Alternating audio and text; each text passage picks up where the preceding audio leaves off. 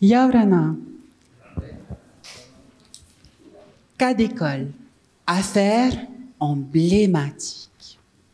Exemple parfait de décision de justice en matière de terre. La décision qui va vous être présentée illustre les points de contact ou même de friction entre deux forces, deux mondes, deux univers, le droit et le fait. La règle de droit face à l'empire des faits. La décision nous le montre presque violemment. Décision qui parle de deux terres. Première terre, place aux faits.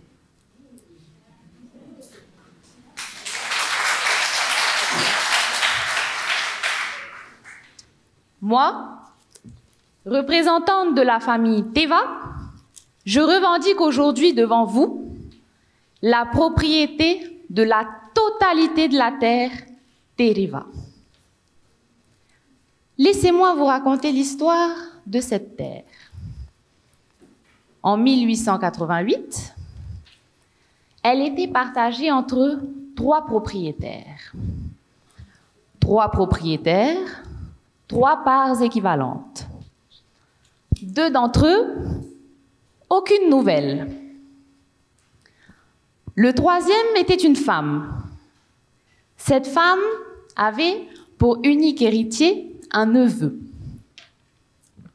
Quand celle-ci est décédée, l'héritier est donc devenu propriétaire du tiers de la terre. Propriétaire, il en fait ce qu'il veut. Ah! Ce droit de la propriété, ce droit absolu, ce droit inviolable et sacré qui permet de faire tout ce que l'on veut sur son objet. Utiliser le bien, usus, jouir des fruits du bien, fructus, et surtout vendre le bien, abusus. Il peut donc céder ses droits s'il le veut. C'est ce qu'il a fait. Il a cédé. La terre avait donc un nouveau propriétaire. Le nouveau propriétaire a lui aussi vendu le tiers de cette terre. On a là une succession de 2 contrats.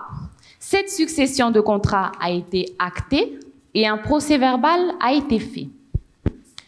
Transfert de droits, les droits encore une fois été transférés, mais cette fois-ci à mon ascendant. Et encore mieux, ce dernier transfert de droits a même été autorisé par le gouverneur de l'époque. Mon ascendant était donc propriétaire du tiers de la terre. Je revendique donc aujourd'hui la propriété du tiers de cette terre. Je ne vous cache pas que la Cour regrette que l'acte de notoriété n'ait pas été produit, mais en revanche, les mentions de l'acte de vente semblent suffisantes pour prouver vos droits. J'accueille donc votre demande. Je remercie la Cour, mais je veux plus. Je ne veux plus seulement un tiers, je veux la totalité de la terre. Et pourquoi cela? Pourquoi? Parce que mon ascendant a cultivé toute la terre. Il y a vécu tout le reste de sa vie.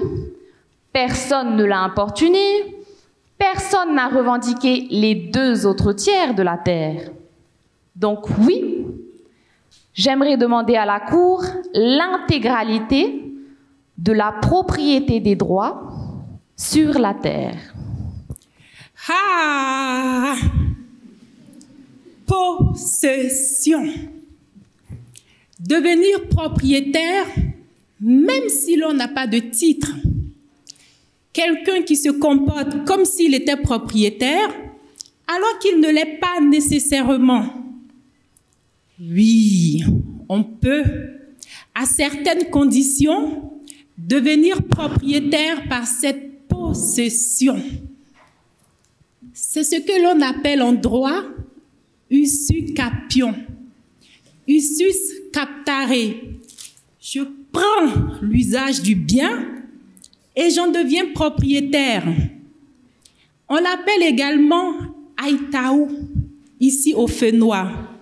Ce qu'elle revendique est donc tout à fait légitime. Effectivement, il y a des premiers éléments de preuve qui attestent d'une certaine possession, mais ce n'est pas suffisant. J'en veux plus. Il vous faudra donc nous apporter d'autres éléments de preuve pouvant prouver cette possession. Ah! Demandez à des parties de rapporter la preuve.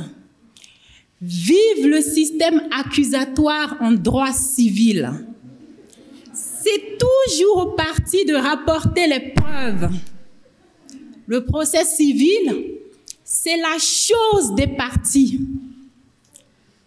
Quant au juge, qu'est-ce qu'il fait, lui?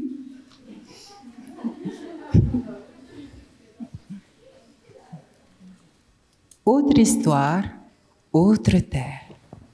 À l'origine, sur l'automité, il y avait deux revendications distinctes, datant toutes deux de 1888. En 1888, donc, deux frères ont revendiqué la propriété exclusive de la terre Veymato par déclaration auprès d'un conseil de district. Quelques jours plus tard, une femme et son fils ont eux aussi revendiqué la propriété exclusive de cette terre, par déclaration également auprès du même conseil de district. Moi, représentante de la famille Teva, je revendique la propriété de la moitié de la terre Veymato.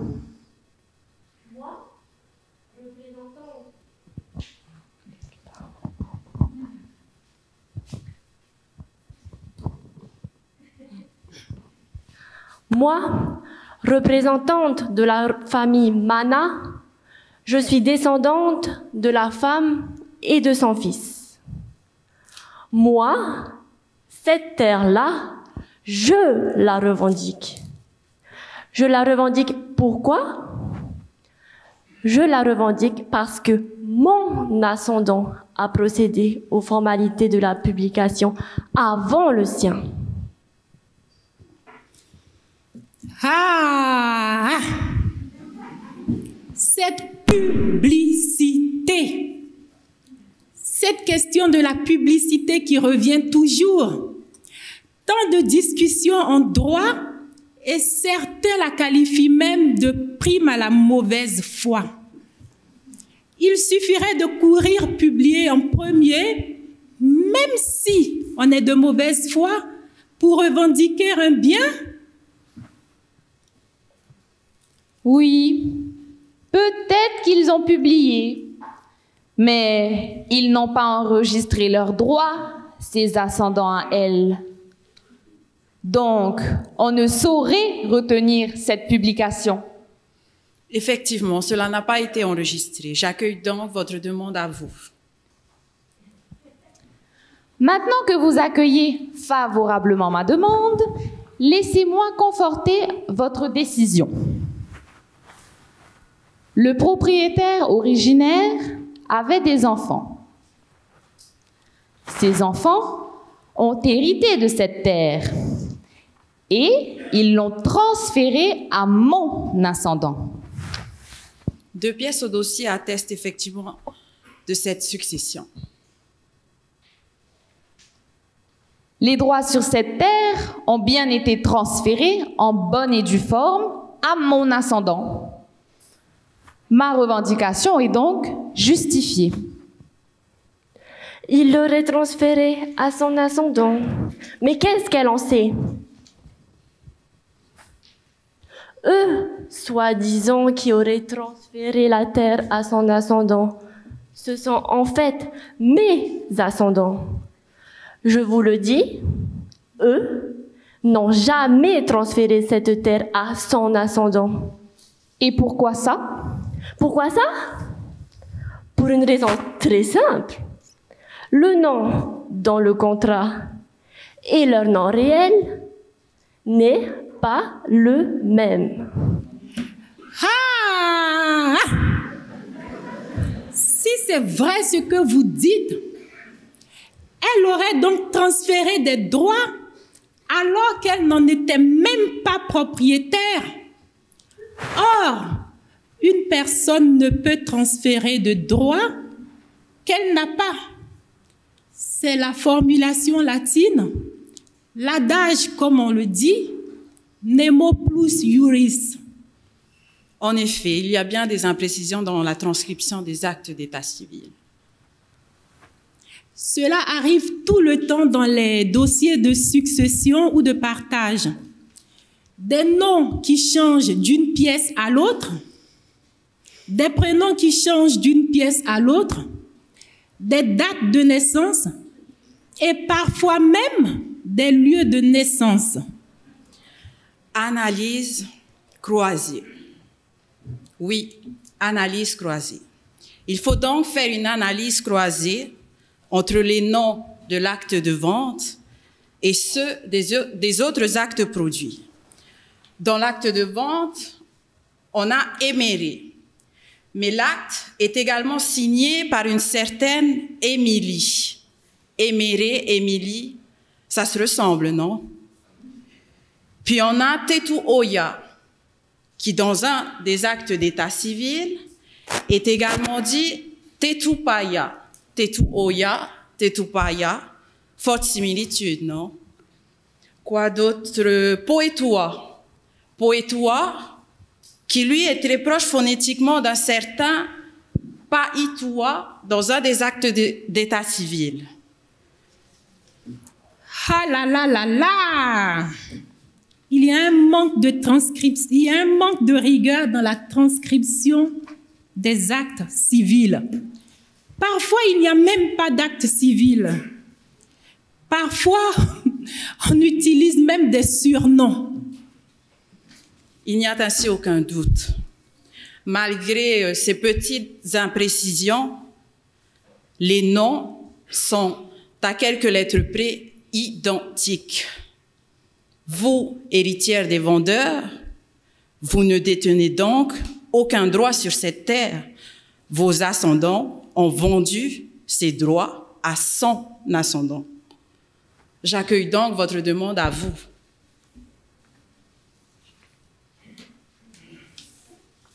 Origine d'une propriété d'une terre.